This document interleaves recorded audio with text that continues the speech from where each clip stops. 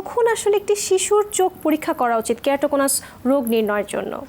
দেখো, স্বাভাবিকভাবে আমরা সবসময় বলি যে একটা শিশু স্কুলে ভর্তি হওয়ার আগে চোখ পরীক্ষা করা উচিত, যে তার চোখে কোনো গঠনগত কোনো ত্রুটি হচ্ছে কিনা, কারণ কেরাটোকোনাস রোগে গঠনগত পরিবর্তন হয়। এছাড়া বাচ্চাদের চোখে দৃষ্টি ত্রুটি আছে কিনা, বিশেষ করে কারোর চোখে যদি সিলিন্ডার পাওয়ার থাকে তার অবশ্যই ভালো করে চোখ পরীক্ষা করা উচিত। প্রয়োজনে কর্নিয়া কতটা পুরু বা মোটা সেটা পরীক্ষা করা উচিত। এছাড়া আমরা কর্নিয়াল টোপোগ্রাফি করা উচিত, বিশেষ করে সেই সমস্ত শিশুর যাদের পরিবারে কেরাটোকোনাসের ইতিহাস থাকে, বিশেষ করে বাবা মার যদি কেরাটোকোনাস থাকে, তাহলে আমি মনে করি 8 থেকে 9 বছর বয়সে একবার একটা কর্নিয়াল টোপোগ্রাফি করা উচিত। ধন্যবাদ স্যার। কেরাটোকোনাস রোগের লক্ষণগুলো আসলে আপনারা অ্যাজ অ্যান অপথলমোলজিস্ট কি পান? আমি ছবি দিয়ে বুঝিয়ে দিই। প্রথমত, সাধারণ অপথলমোস্কোপ দিয়ে আমরা অয়েল ড্রপলেট রিফ্লেক্স দেখতে পাই এবং রেটিনোস্কোপ দিয়ে আমরা সিজার রিফ্লেক্স দেখতে পাই।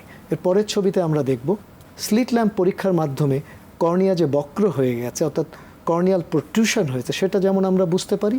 এছাড়া অগ্রসরমান অবস্থায় একজন রোগী নিচের দিকে তাকালে তার চোখের নিচের পাতাটাও বক্র দেখা যায়, কোণাকৃতি দেখা যায়। এছাড়া অগ্রসরমান অবস্থায় একজন রোগী নিচের দিকে তাকালে তার চোখের নিচের পাতাটাও কোণাকৃতি মনে হয়, এটাকে বলে মুনসন সাইন। এর পরের ছবিতে আমরা দেখব এছাড়া কেরাটোকোনাসের যে কোণ, সেই কোণের পাদদেশে আয়রন ডিপোজিট হয়, যেটাকে বলে ফ্লেশার রিংস। এছাড়া কর্নিয়ার স্ট্রমাতে এক ধরনের রেখা দেখা যায়, যেটাকে বলে ভক্সড স্ট্রাই।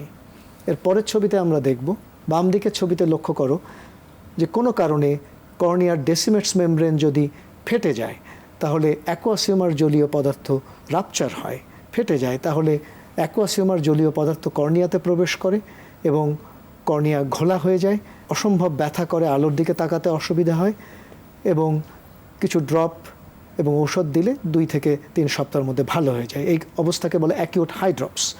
কিন্তু এর পরের যে অবস্থা সেটাকে বলে কর্নিয়াল স্কার, অর্থাৎ কর্নিয়া ঘোলা হয়ে যায় এবং এই পর্যায়ে এসে কোনো চিকিৎসাতে লাভ হয় না, তখন কর্নিয়া সংযোজন করতে হয়।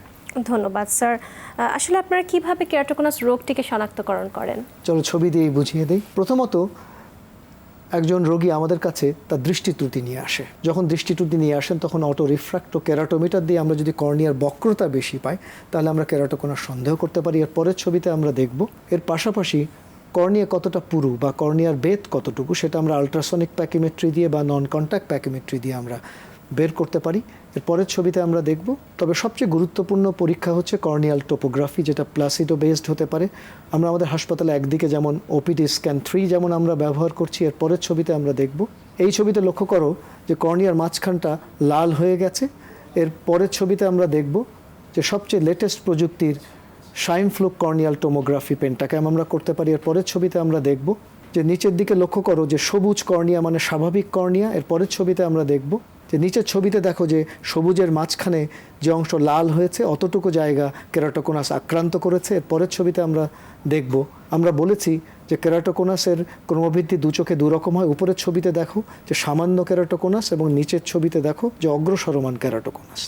এর পরের ছবিতে আমরা দেখব কর্ভিস এসটির মাধ্যমে আমরা কর্নিয়ার বায়োমেকানিক্যাল শক্তিটা আমরা নির্ধারণ করতে পারি। এর পরের ছবিতে আমরা দেখব যে পেন্টাক্যাম এবং কর্ভিস এসটির যৌথভাবে আমরা, এর পরের ছবিতে আমরা দেখব যে কম্বাইন্ড একটা টোপোগ্রাফিক এবং বায়োমেকানিক্যাল অ্যাসেসমেন্ট করলে আমরা কেরাটোকোনাস একেবারে প্রাথমিক পর্যায়ে শনাক্ত করতে পারি। এর পরের ছবিতে আমরা দেখব চোখের ভেতরে যে বিভিন্ন উচ্চমানের বিচ্যুতি, বিশেষ করে কেরাটোকোনাস রোগে কমা বৃদ্ধি পায়, সেটা আমরা ওয়েভ ফ্রন্ট অ্যানালাইজারের মাধ্যমে বের করতে পারি।